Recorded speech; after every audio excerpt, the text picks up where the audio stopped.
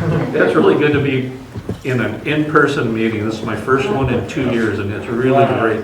The last one I did actually, Don, was with you up in that Heinz Nursery up in Winters. That was the last one we did before everything shut down. It's great to be back. You kind of heard me mention that I come from a nursery family. My grandfather started a nursery in Sacramento. My dad and my uncle carried it on. My brother and I worked there for 15 years. Then I came to the university, but I still consider myself a grower. I really like, and I really like doing these meetings. I used to be on that side of the desk, but now I'm on this side. So I want to talk to you about slow sand filters. It's different than what you've been, someone mentioned you see the canisters on these fields. They're not those. Those are rapid sand filters, and I'll go through with you what the differences are. Slow sand filters are a biological treatment method to remove pathogens and some chemicals out of the water. We've been working, our group's been working on this for almost 20 years now. It's a really old technology. Washington, D.C., the municipal water system used to be slow sand filters back in the 1800s, early 1900s. But this is the disadvantage, is slow. Lots of people involved. All these are graduate students, former and current graduate students. Darren Haber and Tammy are up at Orange County UCCE, and a couple of people at Riverside, and Lloyd Nackley was a postdoc at my lab. He's now an assistant professor at Oregon State. We all worked on some aspect of these slow sand filters. And I'll show you, I'm going to bore you with data and stuff, but I'll try to break it down to what the lessons learned were. So let's talk about what slow sand filtration is.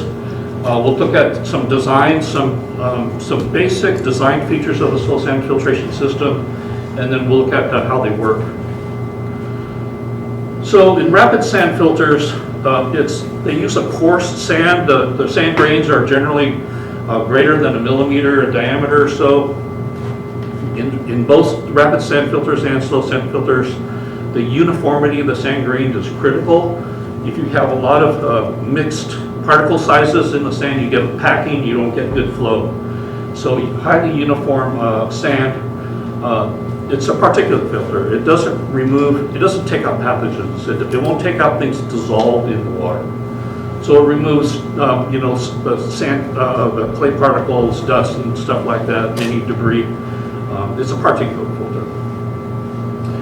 The good thing about them is the speed. A lot of volume of water can go through pretty quickly. And the other thing is that they're really low maintenance. You all know that they can be automated. The back flushing can be automated. You put pressure differential gauges on there, and it'll automatically back flush. So the maintenance is really low. I think occasionally you'll have to replace the sand after some point, but low maintenance. And you see, this was actually Javier's up at Lake Matthews set up. So slow sand filters, the main reason why we started doing research on it is because they remove pathogens. All the literature that had been out at the time that we started the research was based on developing drinking quality water. And if you can develop drinking quality water, that's probably good enough for plants, right? So we started doing research on this. We found out that there's a lot of these systems in operation in Europe, but at that time, back in the 2002 or so, we couldn't find any in the United States. It can remove many other pollutants, chemical pollutants. Pretty low maintenance, but this is the problem is that it's really slow flow rates. And I'll show you some examples of some installations. So there's this term Schmutzdecke. It's essentially, you've seen this in your fields. It's that slimy film that grows in some ditches and things. It's an algae. It's a combination of algae and fungi and bacteria. It's a slime that is developed when you go to fishing on a stream and the rocks are kind of slippery. That's the biofilm. This is just a German term that is associated with that. And like I said, it's a mixture of stuff. There's just a whole bunch of different kinds of microorganisms in that slime. For sand filters, most of the activity occurs in the top 6 inches or so. Because it's an aerobic process, and as water moves through the sand, and because it's a biological process, the oxygen is consumed by the microorganisms in the water, and so the oxygen levels are depleted as the water moves through the filter. But we'll talk about why you need a sand bed that's deeper than about 6 inches. Like I said, there's a whole bunch of stuff in the biofilms. More recently, they've identified some specific bacteria that are responsible for a lot of the breakdown of the pathogens, the plant pathogens, but we really don't know how this breakdown is occurring. Don mentioned particulate filtration. With any of these treatment systems, removing the particulates is critical. You have to remove the particulates, you know, the suspended sediments and things like that. You've got to remove those first before any treatment system will work efficiently. So this is the features of a slow sand filter. Again, the sand quality is really critical. 30 to 60 mesh sand, so about a quarter of a millimeter in diameter to almost a half a millimeter in diameter. You can see that's the rapid sand filters were down to 1 millimeter, so much smaller grains. They have to be really uniform. What we use is sandblasting sand because it's really uniform, highly screened sand. You know, for a large system, you know, that may be too expensive, but for research purposes, of course, that's what we use. They need to be round grains. Sharp grains like concrete sand will pack together so you don't have open pores. So fortunately in California we have beach sand available, although that might be going away pretty soon. It's recommended that a 1 meter or 3 foot waterhead be maintained over the sand bed. It's a gravity driven system, so you have this water that's pushing itself through the sand bed. It's a biological system, so the sand needs to stay wet, so you've got to make sure that the sand surface doesn't dry out. And you shouldn't disturb the sand surface because that's where that biofilm exists and where all the biological processes are happening. Flow control is also critical. This is a slow process, so if you move the water through the sand bed too fast, you may not get adequate treatment. It's recommended that a 1 meter or 3 foot depth of sand be used in the sand bed. The reason why is that the sand will plug. The biofilms will become so dense that it will restrict water flow. So one way to mitigate that is to actually drain the sand bed, expose the sand surface, and scrape off the top 4 inches of sand. And as you continue doing that, then you'll be removing all that sand. And when you get down to about 18 inches or so left, then that's when you should rebuild the sand bed. And at least 2 filters, so when you're doing maintenance on one, you still have treatment capabilities on the other one. I should say too, there's another group that has started doing I work with a guy in civil environmental engineering at Davis on this kind of a system, and they've been looking at, instead of removing the sand, you actually leave about 6 inches of water over the sand bed, and you use a rake to suspend all the biofilm, the organic material, decant that off, and refill it, re-rake it, just try to clean that sand. The problem with removing the sand is because you're removing the biofilm, you're actually removing the treatment. So it takes about 24 hours to 48 hours for the treatment, the levels to be retained.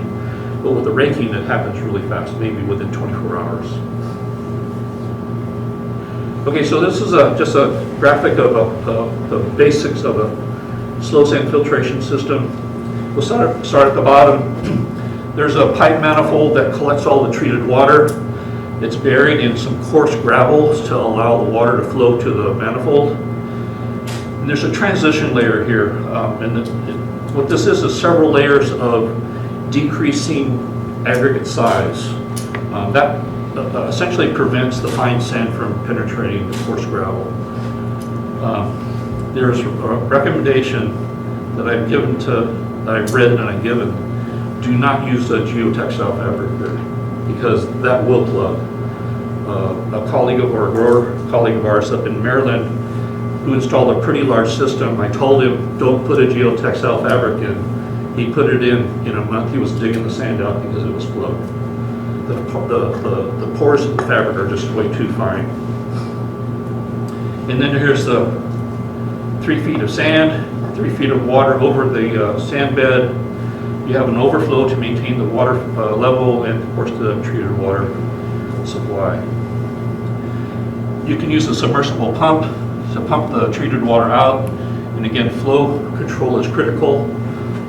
You need to calculate what the flow rate should be for the area of the sand that's doing the treatment, and you need to maintain that flow. And of course, then the treated water goes into a storage tank for use for irrigation. And you can put, other types of controls. If there isn't any untreated water available, you should move some of this treated water back through the system to keep the water flowing through the sand bed. You can reduce the flow rates at that time. Usually in nurseries, there's usually not a lack of untreated water, right? There's always runout. So here's a picture of a system. This is at Barrelwood Tree Farms. I don't think this system is in operation anymore. I took this picture a long time ago when they were just installing it. And you can see that they're using septic tanks. The containment, it doesn't matter what the containment is. It could be a septic tank, a plastic barrel. I'll show you some really large reservoirs that are excavated out of the ground. It doesn't matter what the container is. But you can see in this one, I should have converted this to gallons, but that's essentially 2 gallons per day, or time. I think this was about 250 gallons a day out of that one tank. But they were installing about 4 of the tanks. So. And the cool thing about that is that you can keep adding more tanks as you need more capacity, and septic tanks aren't very expensive. So this is a up in England. You can see here's they collect the runoff in a reservoir. There's a pump room. Here's a sand filter bed, and then a tank for the treated water. Of course, you want to protect both the surfaces of the sand bed and the treated water. You don't want animals getting in there, defecating and leaving their stuff in there, because that will plug the sand in and, of course, contaminate the water. So this sand bed is about 30 feet in diameter. So this system can treat 60,000 gallons a day. That's a pretty reasonable volume of water. Maybe not for California standards, the way the size of California nurseries are, but 60,000 gallons a day is a pretty good flow rate. And they could store 132,000 gallons. They had an untreated storage, so this reservoir in the front is about 1.7 million gallons. So one of the strategies of doing a system like this was similar to what Altman's did up at Lake Matthews, is water availability when there is no water, right? So you can calculate how much water you use in a day or two or a week, store that water, and you have your own treatment system, and you have your own water supply, essentially. The cost is space, right? So here's this really large system in Germany. You can see they've excavated this pit, essentially. They line it with a membrane. You can see the manifold in the bottom, and they're spreading the coarse aggregate on the underdrain system. And then it just shows a picture of the sand surface that's filled, the bed that's filled with sand. And there's a filter cover that they're going to put over the top, and then this shows a picture of it filled with sand, or filled with water. This one can treat a pretty large amount of water, 350,000 gallons per day. Again, the process is slow, so the trade-off is space. Really low energy cost. The only energy that you need is to lift that water up 6 feet, and then everything else is gravity. There's no chemical inputs, very low energy inputs. Maintenance frequency depends on the quality of your water, of course. You know, my favorite answer is people ask me how often you do the maintenance. My favorite answer, it depends. if you have reasonably good quality water, you know, you've removed the particulates before the sand filters, you probably could get several months, maybe 6 months before maintenance. The guy up in Maryland, he has a greenhouse, he grows potted flowering plants. He says he has to do maintenance about every 3 to 4 months. And that maintenance is just cleaning that top layer? Just cleaning that top layer, yeah. And so it's just out for a day or two, and then he's back. How do you clean the top layer? How do you clean it? So what happens, there's this slime, that's biofilm that grows on the top of the sand, and it becomes so thick that the water will not flow through it. So you have to drain the water down to the surface of the sand, and you can remove 4 inches of sand just to get rid of it, and refill it and return it to operation. Or you can leave about 6 inches of water above the sand and use a rake. I've seen people start, you know, nursery guys are pretty inventive. They've invented a mechanized rake to resuspend all that debris and decant it off, refill it, re-rake it. You can't do that until the water's clear. And then you can return the sand, the filter into operation pretty quickly within 24 hours to allow that biofilm to reestablish and to regain treatment. And the water that comes out of these is drinking water quality? Can be. Yeah. Do they normally put some sort of trace chemistry after the fact with some bit of residual? I guess not if they're watering plants, they don't really care, huh? Like my fair answer depends on what you want. Right. Yeah, what level do you want, yeah. But I mean, as far as pathogens that plants would be concerned about, it's going to... My research is removing pathogens. Yeah. So, and specifically Phytophthora and Vista. Got it. And TMV. So I'll show you some, this is just some research pictures. Mike Harrison for doing the first set of experiments. We wanted to see where the treatment was occurring in the sand, within the sand bed. So we put all these sampling valves. We were actually retrieving water from within the sand bed. And here's just some data. So the salmon color bar is, if you can imagine the sand filter laying on the side going this direction. The salmon color bar is the top. This light blue bar is the bottom, and you can see that after 13 days, we start seeing very little or no pathogens coming out of the water. So it happens with Phytophthora, it happens pretty quickly. And this is starting with a sterile system. It's totally clean, and that's pretty consistent with all the research that we've done over the past 15 years or so. Within 15 to 21 days, you get removal of Phytophthora and Pythium. We've done some experiments with Fusarium, more difficult to remove. The biology, the cell wall material biology is very different between these two organisms. More difficult to remove, not impossible, just more difficult. What we did was we had 2 sets of filters, one set up with Phytophthora, one we exposed it to Fusarium. After 6 weeks, we collected samples. We got Phytophthora removal, but not Fusarium removal.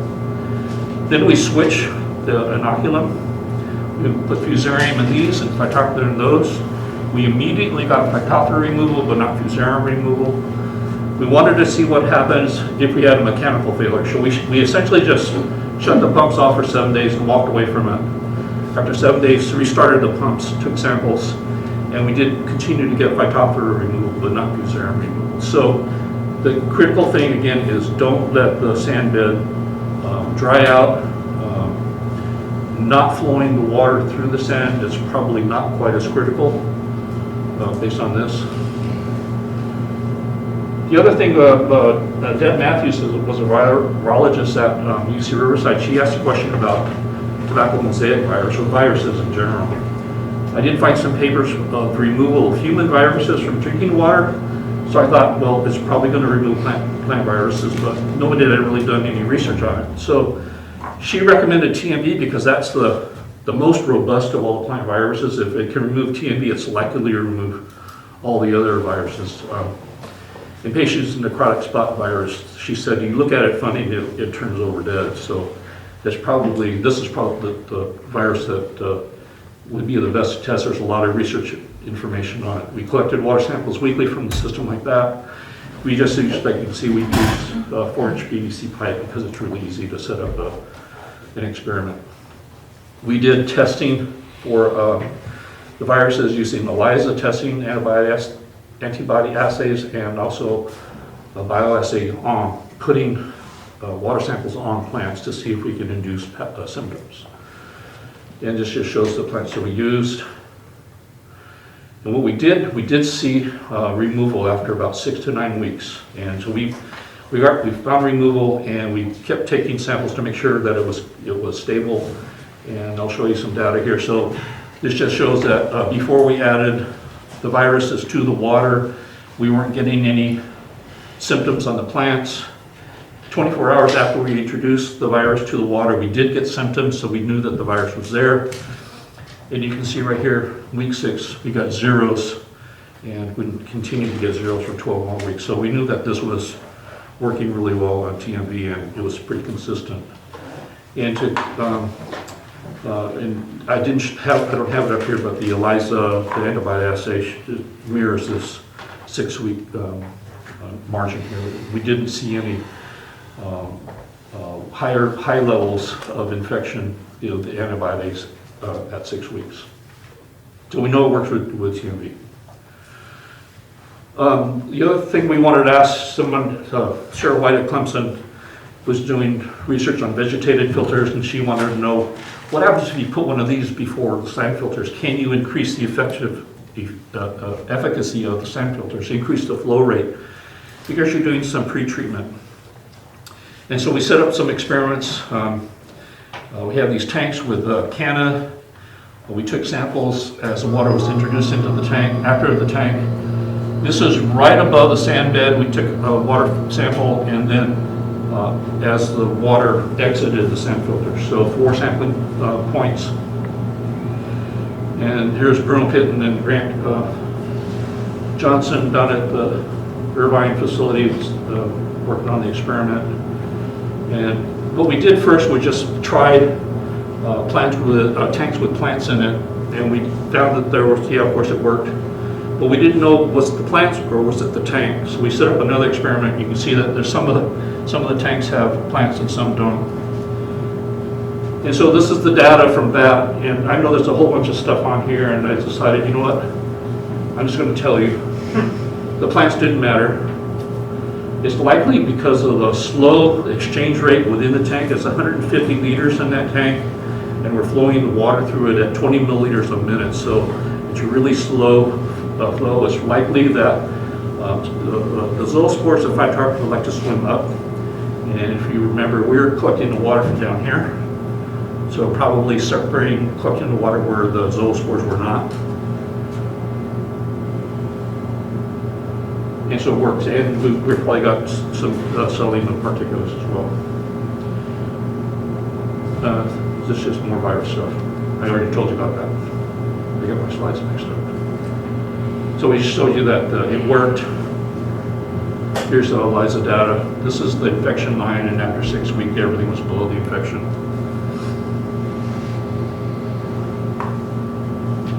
Yeah, so this is just a summary. Can remove pathogens, can remove some nutrients, can remove some chemical pollutants. We're doing research right now on bonsai to see if it will remove bonsai. There's evidence that soils break down, bacteria in soils break down bonsai, so we have an experiment going on right now where we're inoculating runoff that we captured, that we generate with bonsai to see if it removes the PPZ. That's what I got. I think that time for questions, Jerry? Sure. Questions for Dr. Loren? Do you guys find that in depth of that?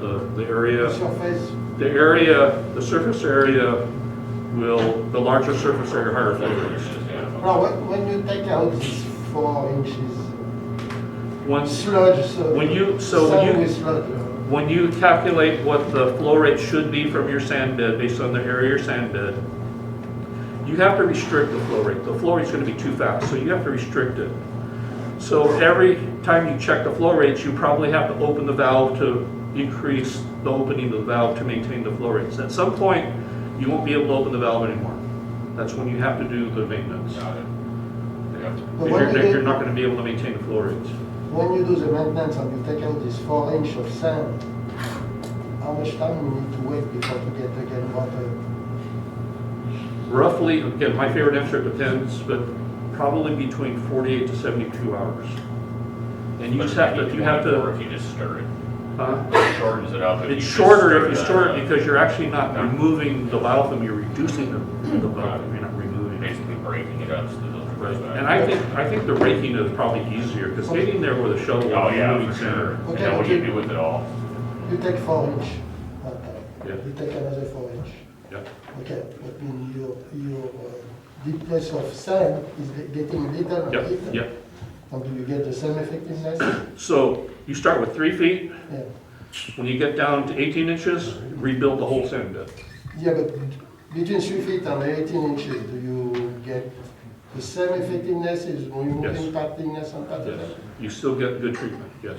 Or why you don't go always with 18 inch? So why don't you go with? With 18 inch? Because then you have to rebuild the filter every time, right? Yeah, because you're starting, there is there is a little bit of treatment going on at the bottom of the sand bin in the anaerobic zones.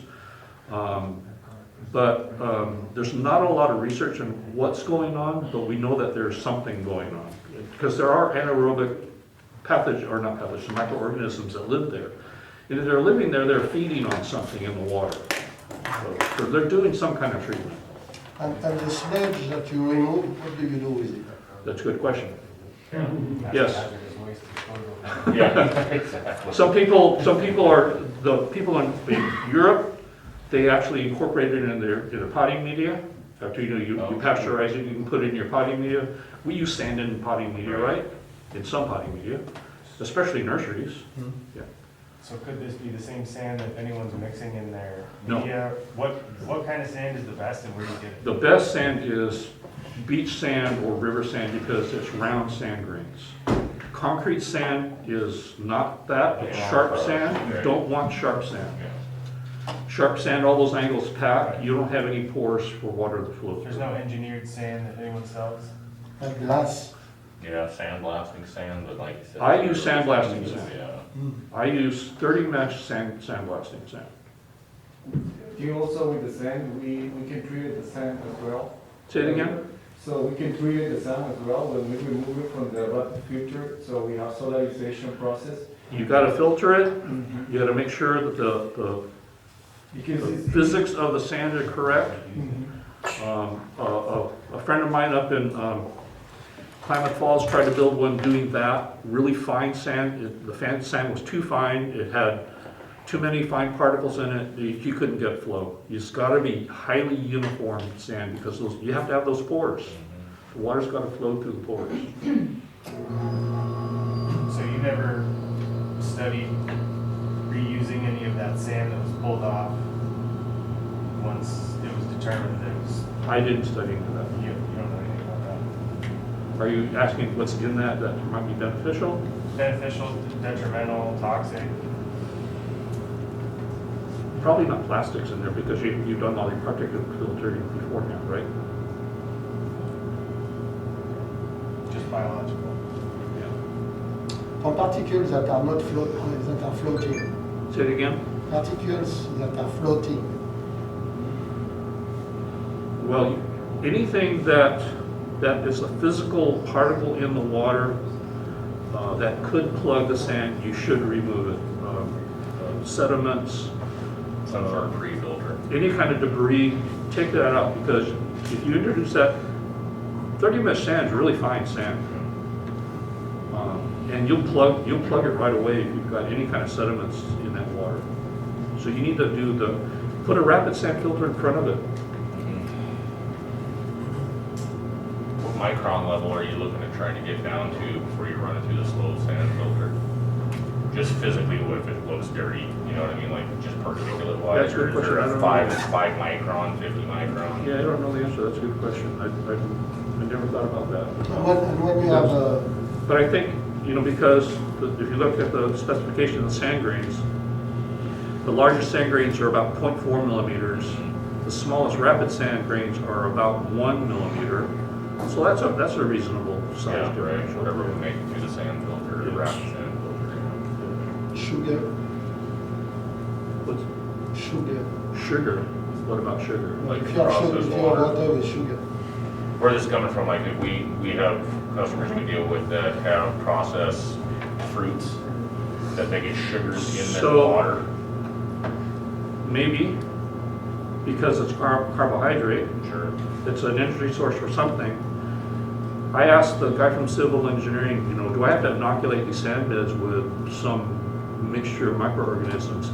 The way he explained it to me was, if there is a chemical with a high energy bond in it, a microorganism will appear to exploit that energy. Sure. And it's essentially we're mimicking essentially what's happening in nature, Yeah. right? Yeah. So if there's energy that's there, something will come to exploit it. Right. So that means it won't take out sodium, it won't take out chlorides, because there's no energy there. Right. It can break down some organic molecules, because there's energy there. Okay? Are your slides also available online too? You know, They would be. yeah. Yeah, I'll convert this, I'll clean up that slide order there, convert it to PDF and send it, yeah. There's not a lot of information on commercial builders of slow sand filters. You'll have to find an engineer. If you So there is no business out there you can go and Not say, that I'm "Hey, the aware sand of. filter," you kind of just build it yourself. I mean, it's not super complicated. No, it's not. So, Yeah. You might find somebody, there is information about how to build municipal water treatment systems using slow sand filters. There's all kinds of information on there. The size of the holes in the pipe that you have in the bottom, what size? Yeah. My favorite answer, it depends. yeah. Depends on your flow rate.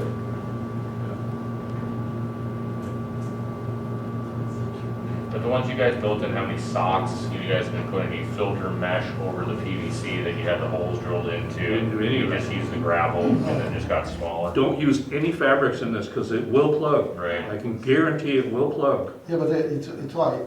On the holes that you have in your PVC is what? Quarter inch? Quarter inch? For the Yeah, for the under very drain. bottom, Yeah. Yeah, probably quarter inch or something. You can just use drain tile. Yeah, there you go, yeah, Just use drain tile. It's already made. yeah. Okay? Right. I want